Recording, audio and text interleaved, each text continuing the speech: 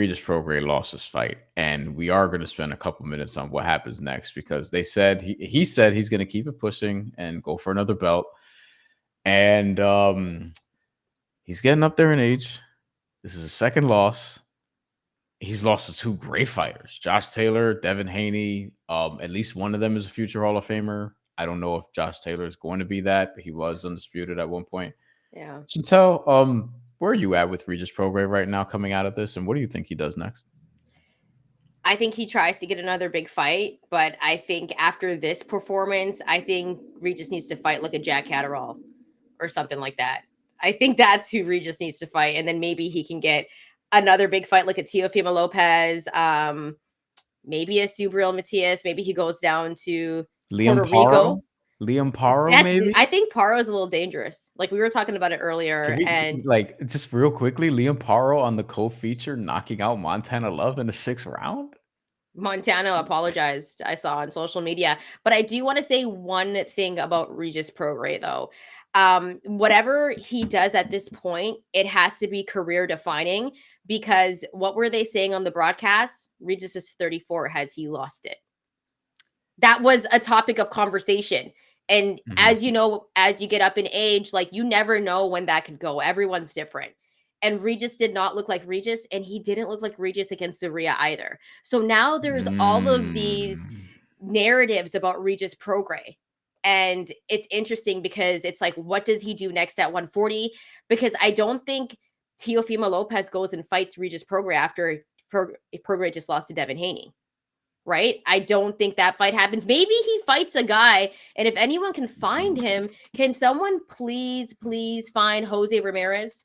I want to know. I want to know where he is. I want to know where he is. And Arnold Barbosa is going to be fighting in the new year too. Like they're both under. They're both on DAZN. So maybe that's a fight that's easy to make, and that would be very good, not only for Regis, but it would be good for Arnold because Arnold's undefeated. Right? That's a very good fight to make. Boxing nerds would love it. But if anyone knows where Jose Ramirez is, tell him we've been looking for him for a little while now.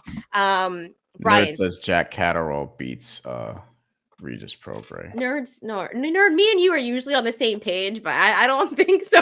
Yeah, I'm not going that far with Jack Catterall yet, but who knows? Look, I think Arnold Barbosa is an interesting name to throw in here at the 140 class because he has not made his Golden Boy debut yet. I believe they announced that it's supposed to be next month. Don't know who the opponent is. We'll find out together. But Arnold Barbosa is an interesting wrinkle to throw in here because I think he's a candidate to fight Ryan Garcia next if Ryan Garcia isn't immediately shoved into Devin Haney world. Arnold Barbosa wanted to fight Regis Prograis. Said it in our show. Said that's the guy he wanted at 140 because he wanted the WBC title. He was obviously a contender for that and still is. Not sure how much he's going to want that fight now, but that's a money fight for both guys. And it's an important fight for both guys. Regis, if you want to remain championship level and actually get a title shot, beating Arnold Barbosa, who's still undefeated, would help. And Arnold Barbosa, you want to get a title shot and finally fight for a world title, beating Regis Prograis is the way to get there. I think it's the perfect fight to make for both guys following Arnold Barbosa's performance, I believe, in January. So maybe this could be in the spring or something along those lines or the summer because, it takes a while for these things to come together in the sport.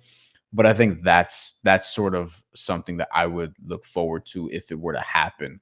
I think that's a good fight for Regis. I think Liam Paro, who Regis was supposed to fight before, he needed to be replaced by Danielito Zorrilla. I think that's an interesting fight.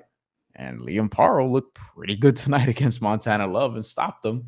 So 140 is a great weight class. I actually hope Devin Haney sticks around at 140 for a while because there are a lot of interesting guys and a lot of fights for him to make, even money fights as well.